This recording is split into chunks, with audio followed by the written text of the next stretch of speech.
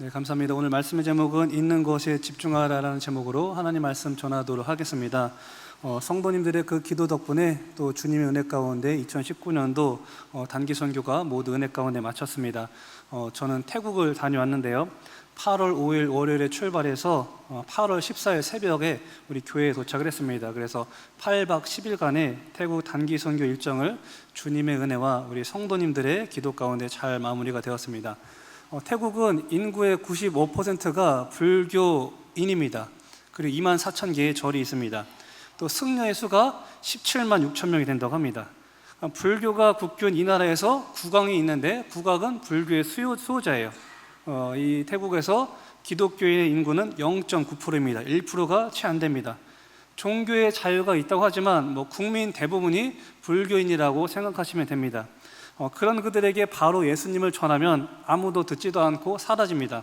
그래서 그들이 먼저 복음을 들을 수 있는 자리를 마련하는 것이 중요합니다.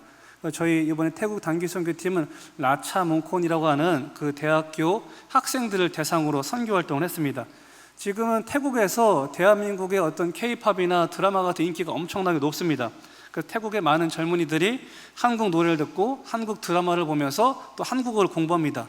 한국 문화를 굉장히 사랑하기 때문에 이들은 한국 문화와 언어를 배우는 것에 대해서 굉장히 큰 관심을 갖고 있습니다. 그래서 저희들은 태국 청년들이 한국 문화에 관심이 있는 것을 활용하여서 복음 전파에 사용했습니다. 대학교에서 코리아 캠프를 열어서 한국 가요와 춤을 나누었고 한국어를 가르쳐주고 한국 음식을 먹는 시간을 가졌습니다.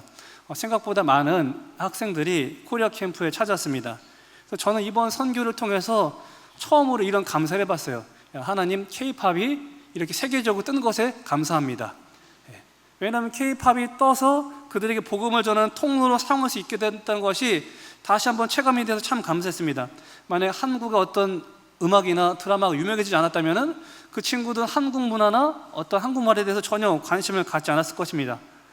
세계적으로 유명해지는 것도 주님을 위해서라면 참 가치 있는 일이구나 생각을 했습니다. 저는 우리 교회 다음 세대들이 세계 복음화를 향한 그 비전을 가지고 또 세상에서도 유명해져서 주님 안에서 귀하게 쓰임받는 많은 인물들이 나오길 소망하며 기도합니다. 근데 오늘 말씀을 보면요, 걷지 못하는 사람이 등장합니다. 근데 이 사람은 태어나면서 걷지 못하게 된 사람입니다. 이 사람이 다른 사람의 도움을 받아서 성전 미문으로 출퇴근을 하는 사람이에요. 이 사람이 성전으로 미문으로 출퇴근을 하는 이유가 뭡니까? 구걸해서 다른 사람의 도움을 통해 먹고 살기 위함입니다. 이날도 이 못 걷는 사람은 베드로와 요한이 성전에 들어가는 것을 목격합니다. 그리고 구걸을 하는데 베드로를 통해서 이 못 걷는 사람이 걷게 되고 또 뛰게 되는 놀라운 기적을 맞게 됩니다. 우리도 주변에서 현대의학으로 해결하지 못하는 그런 질병들이 하나님의 도우심으로 치유된 일을 많지는 않지만 종종 경험하게 됩니다. 또 성경을 보니까 이런 일이 언제 일어났습니까? 이런 기적은요, 베드로와 요한을 통해서 일어났습니다.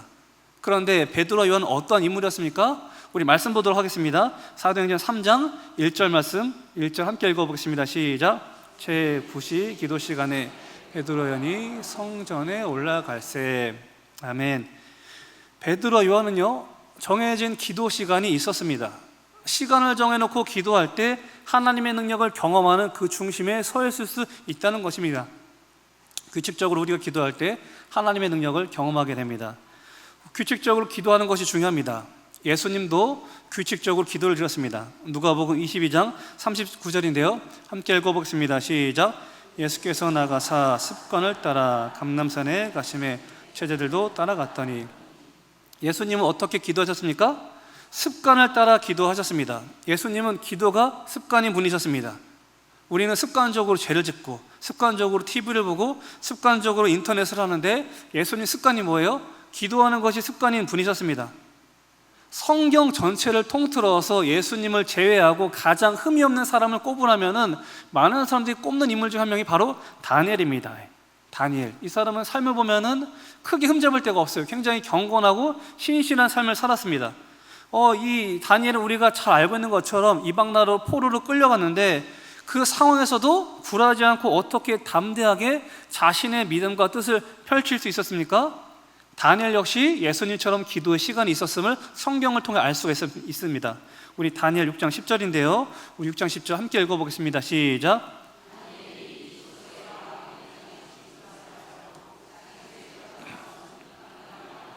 예루살렘 향한 창문을 열고 전에 하던 대로 하루 3번씩 무릎을 꿇고 기도하며 그의 하나님께 감사하였더라.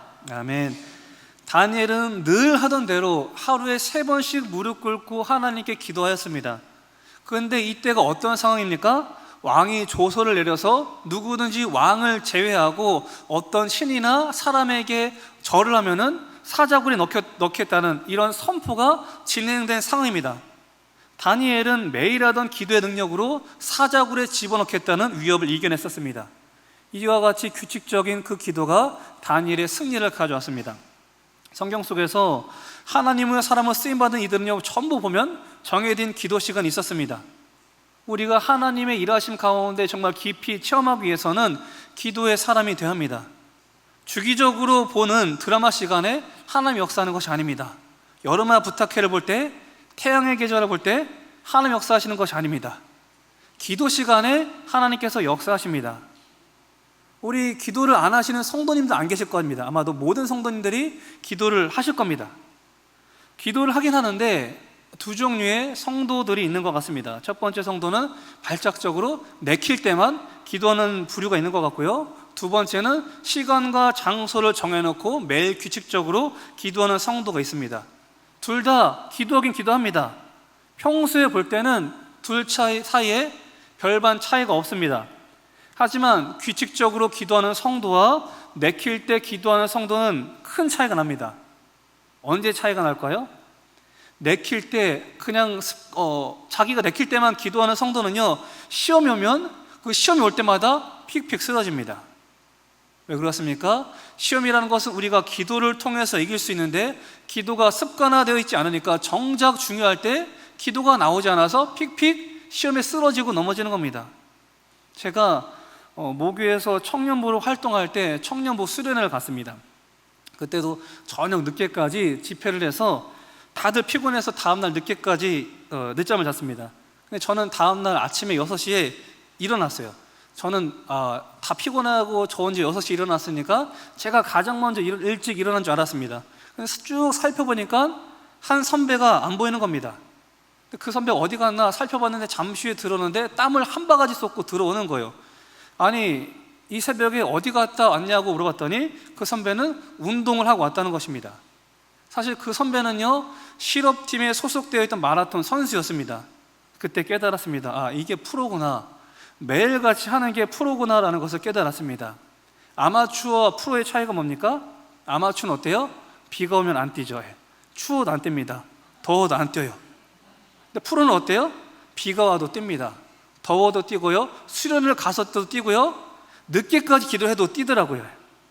그래서 우리는 모두 기도에 있어서 아마추어가 아니라 프로가 되어야 합니다. 저는 새벽 기도를 끝내고 헬스장을 다니고 있습니다. 태국 선교 때문에 정지를 해놓고 지금 2주간 넘게 운동을 쉬고 있는데요, 운동을 새벽 기도 끝나고 간다고 하면 많은 사람들이 물어봐요. 새벽 기도 끝나고 운동 가면은, 그리고 또 교회 출근하면 피곤하지 않아요? 물어봅니다. 규칙적으로 운동을 새벽에 꾸준히 하면 육체적으로 쉽게 지치지 않습니다. 그런데 운동을 규칙적으로 하는 것이 아니라 내킬 때 일주일에 한 번, 2주일에 한 번 이렇게 운동을 하면요, 몸이 훨씬 더 힘들고 피곤합니다. 육적인 것도 규칙적으로 해야지 그것이 내가 습관화가 돼서 건강에 도움이 되는 것처럼 영적인 것도 똑같습니다. 꾸준하게 기도할 때 우리 영이 지치지가 않아요. 그런데 가만 보면은 내킬 때만 기도하는 성도도 이렇게 말합니다. 기도 너무 힘들어요. 새벽 기도 너무 힘들어요. 그래서 이렇게 습관을 따라서가 아닌 내킬 때만 기도하는 성도들은요, 1년에 몇 번씩만 바짝바짝 몰아서 기도해요. 그리고 기도의 안식년에 들어갑니다. 기도가 끊기면 어때요? 영적으로 더 힘들어요. 하나하나 반복하면 영적으로 더 힘듭니다. 그래서 우리는요, 규칙적으로 기도해야 됩니다. 이를 위해서 새벽 기도 재단을 쌓으시기 바랍니다. 새벽 기도보다 더 좋은 규칙적인 기도는 없습니다. 정말 피치 못할 사정에 의해서 학생이라든지 또 직업에 의해서라든지 정말로 새벽 기도를 못하게 되시는 분이라면은 자신만의 기도 시간을 정해서 반드시 우리는 매일 규칙적인 기도 생활을 해야 합니다. 그래야만이 우리의 영이 건강을 유지할 수가 있고요, 기도를 통해서 하나님의 크신 일들을 체험할 수 있습니다. 규칙적인 기도를 통해서 하나님의 일을 삶 가운데 풍성히 경험하는 저와 여러분 되시기 바랍니다. 두 번째, 우리가 말씀을 통해서 살펴볼 수 있는 것이 우리가 있는 것에 집중할 때 하나님의 일을 경험할 수가 있습니다. 이 사도행전 3장에서 못 걷는 사람이 구걸하면서 베드로 요한이 무엇을 줄까 쳐다봅니다. 그때 베드로가 무엇을 말합니까? 우리 사도행전 3장 6절인데요 6절 말씀 함께 읽어보겠습니다. 시작. 은과 금은 내게 없거니와 내게 있는 것을 내게 주노니 나사렛 예수 그리스도의 이름으로 일어나 걸으라 하고, 베드로가 무엇을 말합니까? 은과 금은 내게 없어. 하지만 내게 있는 것을 줄게. 그것은 나사렛 예수 그리스도의 이름이야. 예수 이름은 걸어. 못 걷는 사람은 무엇을 기대했을까요? 돈과 은과 금을 기대했을 것입니다. 베드로와 요한에게는 그 사람에게 줄 은과 금이 없었어요. 근데 베드로는 자신에게 없는 은과 금 때문에 실족하지 않았습니다. 아이고, 저 사람 은과 금을 기대하는데 내가 빈털털이라서 저 사람 실망하면 어떻게 하지? 고민하지 않았습니다. 자신에게 있는 예수 이름에 집중했습니다. 베드로가 가지고 있는 예수 이름을 선포할 때 못 걷는 이가 걷게 되는 기적이 나타났습니다. 열왕기하 4장을 보면요, 엘리야의 후계자인 엘리사에게 한 과부가 찾아오는 장면이 나타납니다. 그 과부는 엘리사 제자의 아내인데 남편이 일찍 죽어버려서 빚더미에 앉게 된 과부입니다. 설상가상으로 빚쟁이들이 찾아와서 네가 빚을 못 갚는다면 너에게 있는 두 아들 우리에게 내놓으라고 협박하고 있는 상황입니다.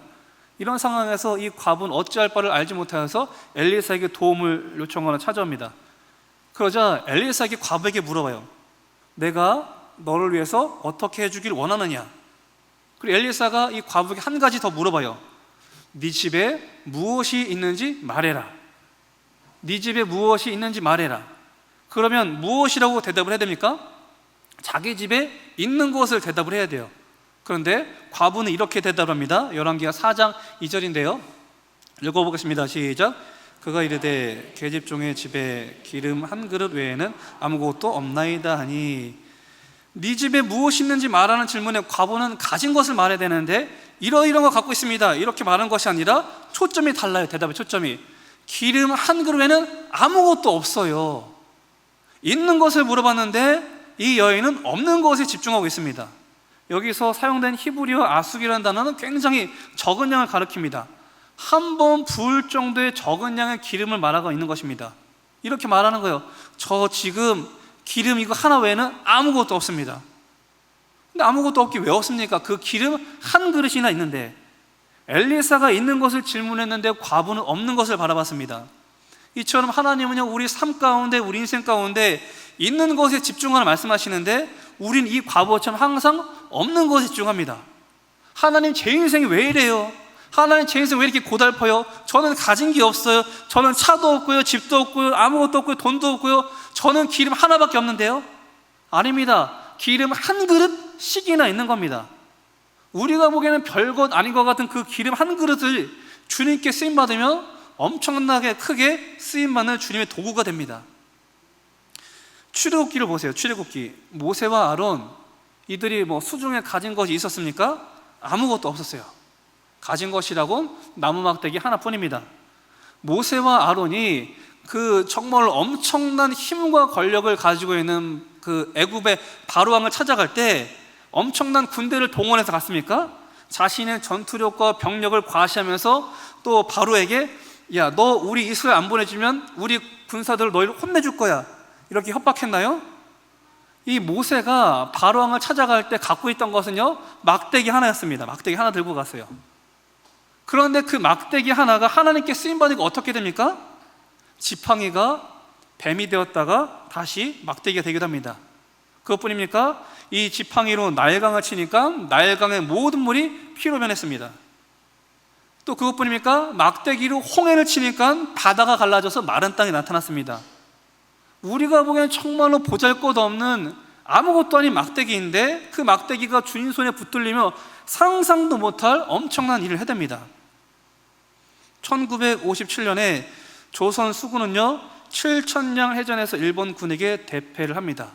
이 전쟁에서 배 12척만 겨우 도망하여서 건지게 됩니다. 우리 조정에서 수군이 너무 약하다는 판단을 하고 8월 15일 당시 육군에 복무 중이던 이순신을 3도 수군 통제사로 복직시킵니다. 3도 수군 통제사는 충청도, 전라도, 경상도의 수군을 총 지휘하는 관리직입니다. 지금으로 따지면은 해군 작전사령관쯤 될 것입니다. 사실 말이 작전사령관이지 이 이순신 수중에 전투력에는 아무것도 없습니다. 전함한 척 없어요. 너무나도 이 해군의 전력이 약하다 보니까 많은 사람들이 그냥 우리 해군을 없애고 육군과 통합합시다, 이런 말까지 나왔습니다. 그냥 일본이 바다를 건너서 육지까지 오도록 허용을 하고 육군을 더욱더 보강하여서 땅에서 싸웁시다, 이런 얘기까지 나왔습니다. 모든 사람이 뭘 본 거예요? 우리는 전함이 없다, 우리는 해군이 없다, 수군이 없다, 안 된다 할 때 이순신 장관이 그 유명한 말을 남겼죠. 아직 신에게는 12척의 배가 있습니다. 그리고 이순신 장군은 그 12척의 배를 가지고 울동목에서 133척, 자그마치 10배 이상의 많은 일본의 적군을 상대로 대승을 거둡니다. 이 전투가 그 유명한 명량해전입니다. 모든 사람이 뭘 봤어요? 없는 것을 봤습니다. 우리는 수군이 없습니다. 우리는 전함이 없습니다. 우리는 전력이 약합니다. 오직 한 사람 이순신 장군만 있는 것, 남아있는 것, 배 12척을 바라봤습니다. 있는 것을 바라봤던 이순신 장군을 통해서 임진왜란을 승리로 이끌 수 있었습니다. 엘리사가 과부에게 네게 있는 것이 무엇이냐 물었을 때 과부는 뭐라고 말했어요? 이 기름 한 그릇 외에는 없어요. 기름 한 그릇에는 없습니다. 없는 것을 바라봤어요. 비슷한 사건이 신약 성경에도 나옵니다. 빈들에서 5,000명의 군중이 굶주린 상황입니다. 그때 예수님께서 이렇게 말씀하십니다. 누가복음 9장 13절인데요 함께 읽어보겠습니다. 시작.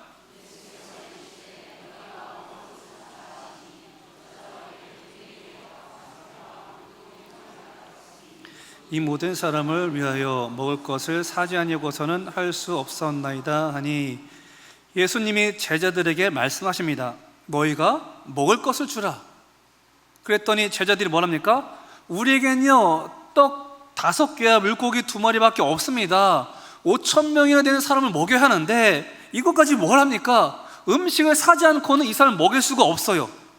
제자들은 무엇을 본 겁니까? 없는 것을 봤어요. 있는 것을 본 것이 아니라 없는 것을 바라봤습니다. 그러나 예수님은 무엇을 보시고 어떻게 하십니까? 15절로 17절인데요 함께 읽어보겠습니다. 시작. 제자들이 이렇게 하여 다 앉힌 후 예수께서 떡 5개와 물고기 2마리를 가지사 하늘을 우러러 축사하시고 떼어 제자들에게 주어 물에게 나누어 주게 하시니 먹고 다 배불렀더라. 그 남은 조각을 12바구니에 거두니라. 아멘. 조용히 그들을 앉힌 후에 떡 5개와 물고기 2마리를 가지고 축사하시고 떼어주기 시작하십니다. 그런데 어떠한 일이 일어납니까? 물고기 2마리와 떡 5덩어리로 5,000명의 군중을 먹이고도 12바구니가 남는 기적을 경험하게 됩니다. 모든 제자들이 뭐래요? 물고기 2마리와 떡 5개밖에 없어요. 이것까지 아무것도 못합니다. 5,000명에 비해서 물고기 2마리와 5마리와 떡 5개는 정말 아무것도 아닙니다. 그런데 예수님은 무엇을 보십니까? 있는 것을 보셨어요. 하나님께서 여러분에게 주신 물고기 2마리와 떡 5개가 있습니다. 우리는 하나님 이거 가지고 뭘 해요? 하지만 하나님께서 그것을 통해 엄청나게 큰 일을 행하실 것입니다. 열왕기 하에서 과부가 한 기름만 있다고 대답했더니 엘리사가 어떻게 합니까? 네가 이웃에게 가서 그릇을 빌려오라고 합니다. 그리고 그때 이 말을 더 붙여요. 열왕기가 4장 3절인데요 4장 3절 함께 읽어보겠습니다. 시작. 모든 이웃에게 그릇을 빌리라. 빈 그릇을 빌리되 조금 빌리지 말고. 아멘. 모든 이웃에게 그릇을 빌려라. 조금 빌리지 말고 많이 빌려라고 덧붙였습니다. 너가 할 수 있는 일을 한 그릇을 많이 가져오라는 것입니다. 아마 이때 과부는요 앞으로 무슨 일이 벌어질지 몰랐을 것입니다. 이 과부가 엘리사 말대로 그릇을 빌려와서 방에 들어가서 문을 닫고 모든 그릇에 기름을 부었습니다. 그랬더니 어때요? 기름이 그치지 않고 그릇마다 계속 가득 쏟아지는 것입니다. 빈 그릇에 기름을 쏟고 그 다음 빈 그릇에 기름을 쏟고 계속 부어도 기름이 쏟아집니다. 언제까지 기름이 쏟아집니까? 열왕기하 4장 6절이에요 6절 읽어보겠습니다. 시작. 그릇에 다 찬지라. 여인이 아들에게 이르되 또 그릇을 내게로 가져오라 하니 아들이 이르되 다른 그릇이 없나이다 하니 기름이 곧 그쳤더라. 아멘. 그릇에 기름을 부어도 기름이 계속 나오니까 어머니는 신이 났을 것입니다. 아들아 다음 그릇 기름 붓고, 아들아 다음 그릇 기름 붓고. 아들이 말합니다. 어머니 더 이상 그릇이 없습니다. 그제서야 기름이 멈췄습니다. 엘리사는 그 기름을 팔아 빚을 갚고 남은 돈을 생활비에 쓰라고 했습니다. 이때 과부의 심정이 어땠을까요? 만약에 성경에는 이 과부가 그릇을 몇 개 빌려왔다 그런 기록은 없습니다. 근데 만약에 이 과부가 엘리사의 말을 경청하여서 할 수 있는 대로 온 힘을 다해서 많은 그릇을 빌렸다면은 야 잘했다, 많은 그릇을 빌려오기 잘했다 그랬을 것입니다. 그러나 반면에 엘리사의 말을 허투루 듣고 그릇을 몇 개만 빌렸다면은 땅을 치고 했을 거예요. 아이고 그릇을 더 빌려올 걸 왜 이것만 빌렸을까 후회했을 것입니다. 오병의 사건 때도 어땠습니까? 제자들이 보기에 정말로 보잘것 없어 보이는 보리떡 5개와 물고기 2마리였습니다 5,000명이라는 엄청난 군중을 먹이기에는 정말로 초라하기 그지없는 분량의 음식들입니다. 그런데 그 음식을 예수님이 사용하시니까 어떻게 됩니까? 5,000명이나 되는 군중을 먹이고도 12광주를 남기게 되었습니다. 남겼다는 것이 무슨 말입니까? 음식을 남겼다는 건요, 이미 그들이 배부르게 먹었다는 말입니다. 5,000명이 먹은 것이 조금 먹고 12광주 남은 것이 아니라 그들이 실컷 먹고도 12바구니가 남는 음식이 남게 되었다는 것입니다. 과부가 준비한 그릇과 하나님의 역사하심으로 쏟아졌던 기름 중에서 뭐가 먼저 떨어졌죠? 그릇인가요? 기름인가요? 그릇이 먼저 떨어졌어요. 하나님의 손이 짧아서 기름이 떨어진 것이 아니라 사람의 준비가 부족하여서 하나님의 역사가 끊겼습니다. 이처럼요, 우리는 문제가 발생할 때 하나님께 나아갑니다. 문제의 해결을 만유의 주인 되시는 하나님께 들고 나갑니다. 하나님은 당신의 백성들의 문제를 결코 외면하지 않으십니다. 근데 문제는 무엇입니까? 우리의 믿음에 불량대로 역사한다는 거예요. 과부는 자신이 준비한 그릇만큼 하나님의 기름 부으심을 체험했습니다. 하나님께서 오늘 여러분에게 준비하라고 하시는 그릇은 무엇입니까? 성도님 개개인에게 이처럼 하나님의 일을 담기 위한 그릇이 있을 것입니다. 근데 그 그릇이 없는 것에서 준비하는 것이 아니라 있는 것에서 준비하는 것입니다. 하나님, 저는 뭐도 없고요, 노래도 못하고 춤도 못 추고요, 저는요 말도 못하고요, 아무것도 없어요가 아니라 하나님께서 여러분에게 주신 것들이 있습니다. 하나님, 사람들이 제게 아무것도 없다 하지만 제게는 하나님 주신 팔이 있고요, 주님께서 주신 다리가 있고요, 주께서 주신 건강이 있습니다. 주님 주신 믿음이 있습니다. 가진 것에 집중하시기 바랍니다. 없는 것 바라보고 원망하는 것이 아니라 주께서 주신 것 보고 하나님께서 주신 것을 통하여 하나님의 기름 부으심을 넘치도록 체험받는 저와 여러분 되시기 바랍니다. 주관적 행복 지수라는 말이 있습니다. 나는 행복하다라는 그 주관적 지수인데요, 우리나라가 OECD 22개국 가입국 중에서 어린아이들과 청소년들은요, 이 OECD 국가 중에서 꼴찌를 합니다. 나는 행복하지 않다라고 스스로 평가하는 청소년이 대한민국에서 OECD 국가 중 제일 많다는 겁니다. 그리고 한 번 더 조사를 했대요. 행복해지는데 필요한 것이 무엇인가? 많은 학생들의 응답이 돈이라고 말했다고 합니다. 그리고 돈이 있어야 행복해진다라고 말하는 그 연령층이 점차 어려진대요. 2009년도만 하더라도 행복해지려면 돈이 필요하다고 말하는 아이들이 고등학생 2학년이었는데 요즘은 이렇게 많은 아이들이 중학교 2학년까지 내려갔다고 합니다. 그러니까 점점 어린아이가 갈수록 행복해지기 위해선 돈이 필요하다고 대답한다는 것입니다. 그런데 사실 우리가 객관적으로 자기가 우리 집은 부자야 라고 말할 수 있는 사람은 극소수잖아요, 그죠? 그러니까 뭐요? 아이들이 나는 불행해, 우리 집은 왜 이렇게 가난해, 불행해라고 말하는 아이들이 점차 많아진다는 것입니다. 사실 저보다 연배가 더 있으신 우리 성도님들이 보실 때 오늘날 대한민국이 잘 삽니까? 못 삽니까? 네, 이 정도면 잘 산다고 평가하실 거예요. 그죠? 성도님들이 이제 보실 때 그래도 우리 한국 잘 살게 되었어 라고 많이들 생각하실 것입니다. 얼마 전에 인터넷 뉴스를 보니까 미운 오리 새끼에 나오는 그 김종국 씨가 절약이 몸이 밴 그 자신의 아버님과 태어나서 처음으로 해외여행을 갔다는 기사를 봤습니다. 김종국 아버님은 절약이 몸에 습관이 배어 있다고 하십니다. 변기물도 모아서 내리기 때문에 함부로 안 내린대요. 습관이 되어서 소변 정도는 안 내리고 대변 정도 모아져야 물을 내리고 해. 그리고 또 집에서 사용하지 않는 전기코는 죄다 뽑고 밤에도 형광등을 안 킨다고 합니다. 근데 어두운 데서 살고 한 번은 전기세가 영원히 나온 적도 있다고 합니다. 그리고 화장실에서 화장실을 쓸 때도 한 칸씩 사용할 정도로 굉장히 절약의 몸이 배신 분이라고 하는데, 거기서 그 얘기를 하시더라는 거예요. 이 김종국 아버님이 형제가 8남매인데 막내 동생이 어릴 적에 못 먹어서 세상을 일찍 떠났다는 것입니다. 그래서 막내 동생이 못 먹어서 일찍 세상을 떠난 것 때문에 이것이 트라우마가 되어서 절약이 평생 몸에 뱄다는 것입니다. 가만 얘기를 들어보니까 예전에는 이처럼 못 먹어서 죽는 일이 종종 있었다고 합니다. 그런데 지금은 이런 일이 없죠. 1980년도 우리나라 1인당 국민소득은 1,704달러였습니다. 우리나라 경제순위가 세계에서 84위였어요. 그 당시만 하더라도 우리나라가 말레이시아보다 못 살았습니다. 지금 우리나라 1인당 GDP가 29,743달러예요. 3만 달러를 코앞에 두고 있습니다. 세계에서 26위예요. 더 이상 우리나라에 굶어 죽는 사람 없습니다. 절대적 빈곤은 사라졌어요. 대신 뭐가 생겼어요? 상대적 빈곤이 생겼습니다. 다른 사람들과 비교를 통해서 빈곤을 느끼고 불행을 느끼고 있습니다. 이것이 오늘날 우리 자녀들의 실태예요. 상대적 빈곤을 통해서 불행하다 라고 느낀다는 것입니다. 요즘 아이들이 대한민국을 뭐라고 불러요? 헬조선이라고 불러요. 헬조선에 지옥이라는 것입니다. 살아가는 것이 금수저, 은수저, 흙수저로 계급을 나눠서 구분 짓고 나는 흙수저라고 이렇게 말하고 다닙니다. 이처럼 생각하고 또 사고관을 가지고 있는 아이들에게 우리가 무엇을 가르쳐야 합니까? 우리 집은 50평짜리 아파트가 없어, 우리 집엔 벤츠가 없어, 없는 것에 집중한 인생이 아니라 있는 것을 보도록 가르쳐야 합니다.